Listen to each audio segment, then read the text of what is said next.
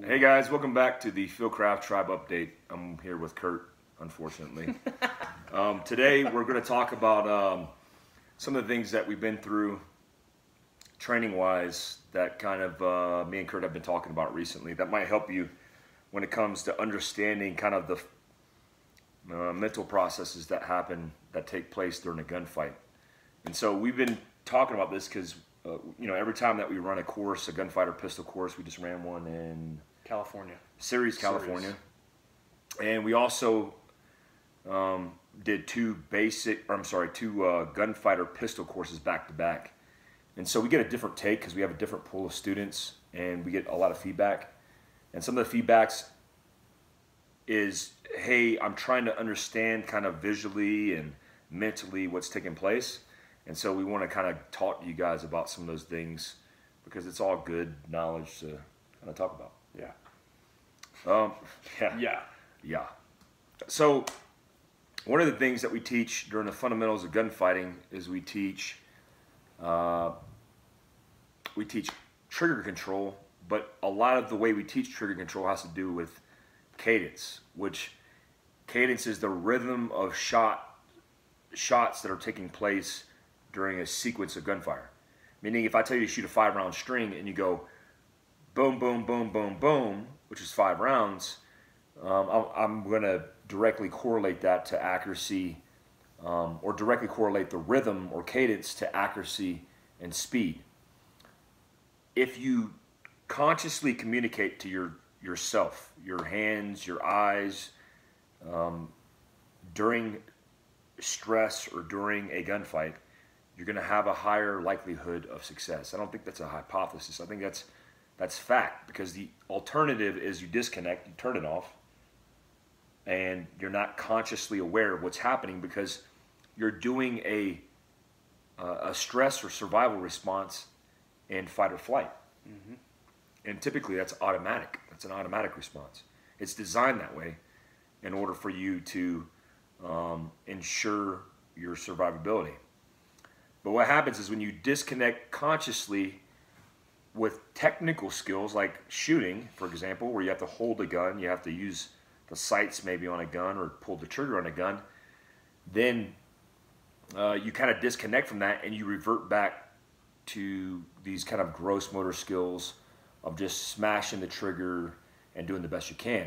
I think the display or illustration of that is law enforcement videos where you might have a law enforcement officer that shoots 15 rounds and doesn't hit anything. Yeah, from like 15 feet away. From 15 feet away, and then you ask them what they saw, and they said, I don't know, I was so stressed out, I didn't see anything, which is typical of stress. So one of the most important things in a gunfight, or really under stress, is to try to stay conscious. And the way you do that is by following a set task.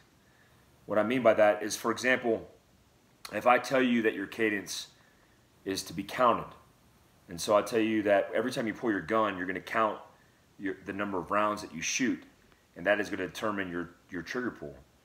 Let's say it's 5 rounds. So you draw your gun and you go boom, boom, boom, boom, boom, boom, boom, but you also count that 1, 2, 3, 4, 5. That is keeping you focused in a rhythm that is going to lead to success, as opposed to turning that off and then under stress, you smashing the trigger as fast as you can.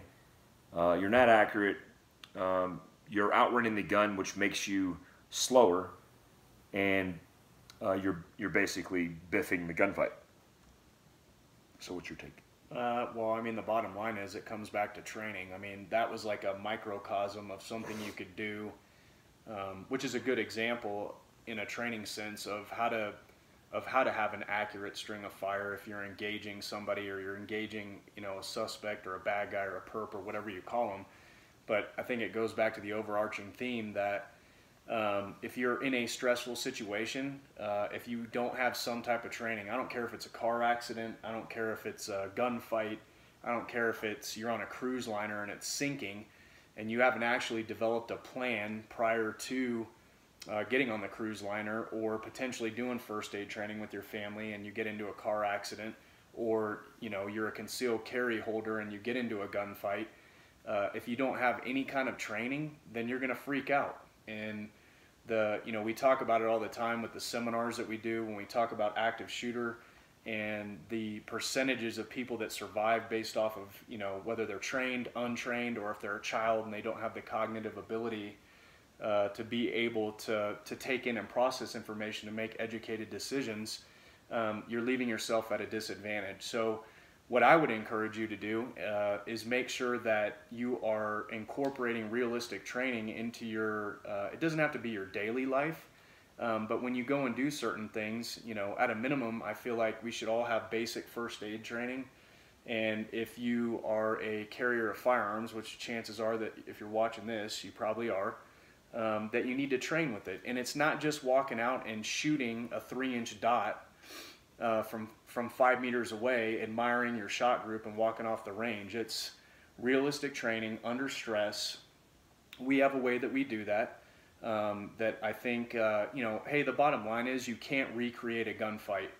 I mean, it's very difficult to do, right? Unless I actually stand on the other side of you and we get into a gunfight. But what we do, what I think we do a good job doing, is inoculating stress on people with a culmination shoot at the end of our courses. And so, we've had like little snide comments about, the plywood thing and all that, which no big deal. I don't think these guys have the background to critique what they're looking at, but the bottom line is that we put you on the clock, we make you shoot a lot of different things that we included in the day's course of fire or the training. So, what we do at the end of that course is we do a culmination stress event where we make you do some athletic stuff and we make you shoot, we make you use cover, we make you use some alternate positions, basically all the things that we taught earlier in the day.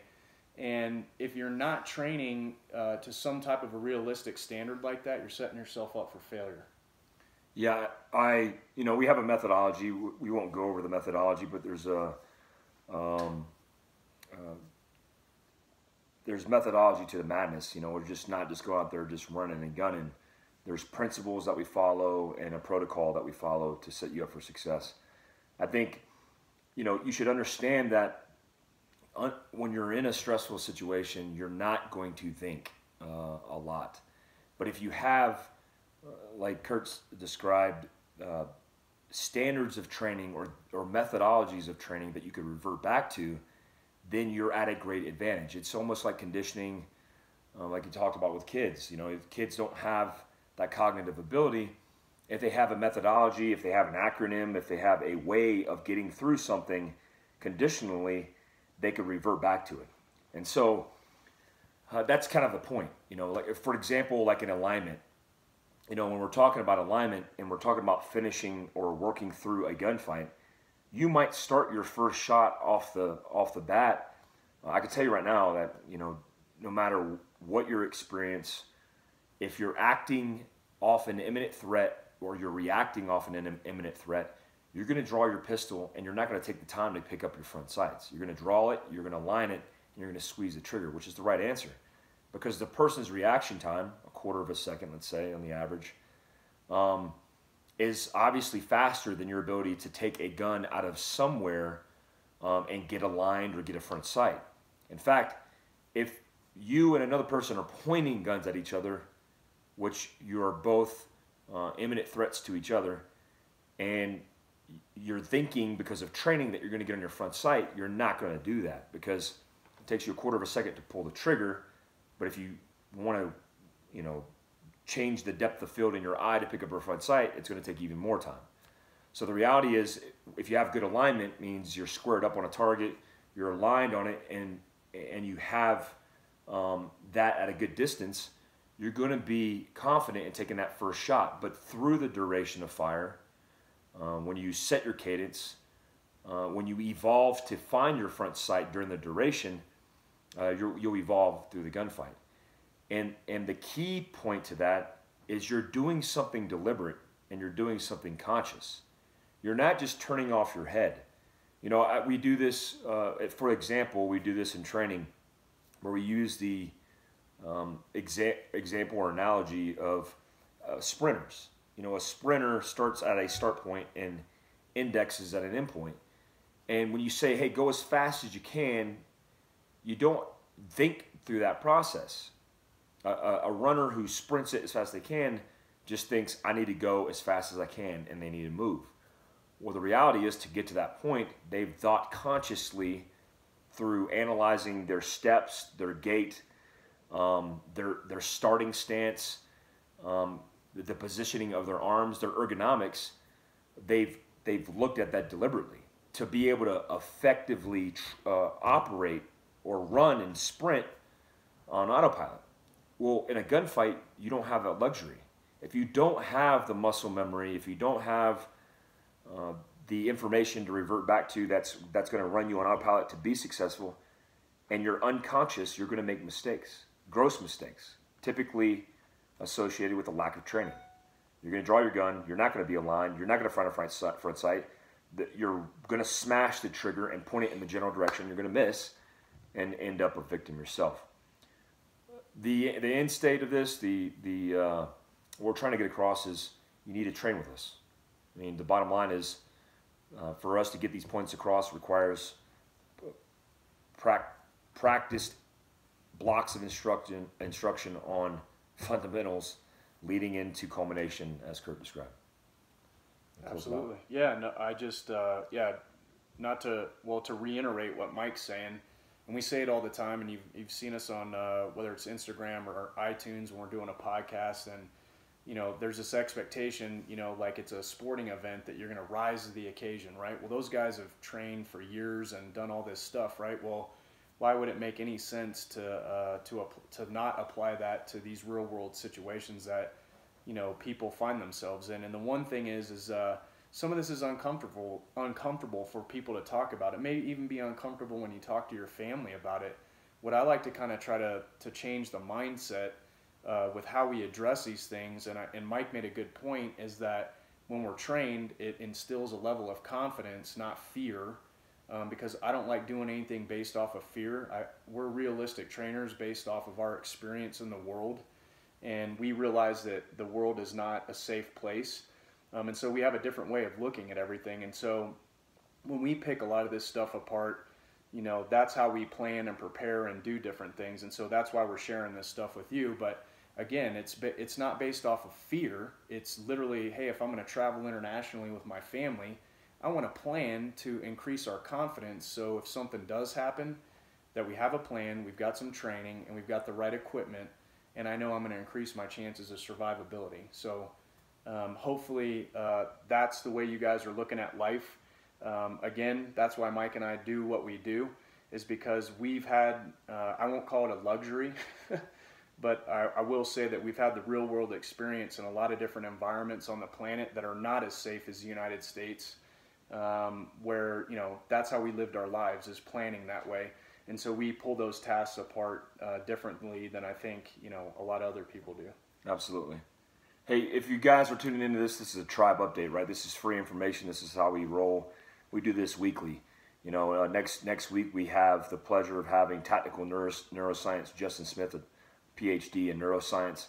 That's going to talk to you guys about mindset and some kind of survival psychology and stress.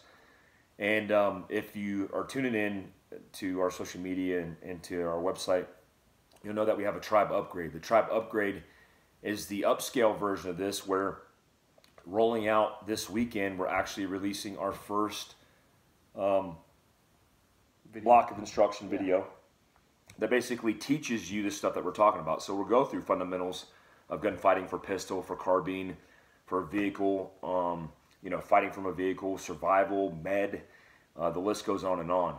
You know, our courses typically cost, in clear transparency, $250 per person. The tribe, for a limited time until December 1st, is going to be available for $299.99. That's the price, generally speaking, of gas or ammo and our course. But you're getting a year worth of content that's generating that. Plus, you have free access to our survival expo that's coming up in April in Texas, and so on and so forth. So give it a look, give it a try.